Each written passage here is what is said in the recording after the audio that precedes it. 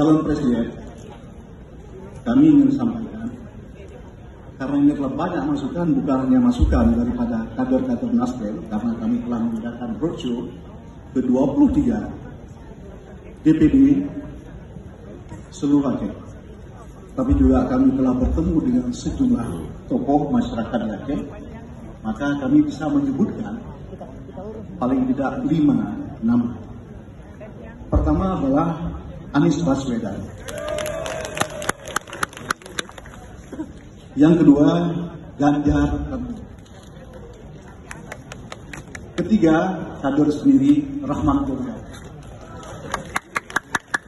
Cukup dikenal di Aceh karena sering ke Aceh. Saya berharap berikutnya juga akan sering ke Aceh.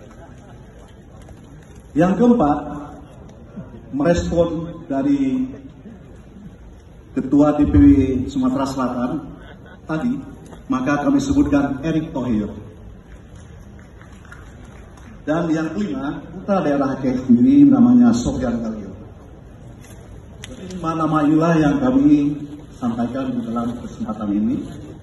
Dan alhamdulillah, lain-lainnya berkaitan dengan EKTA dan sebagainya sudah berjalan baik.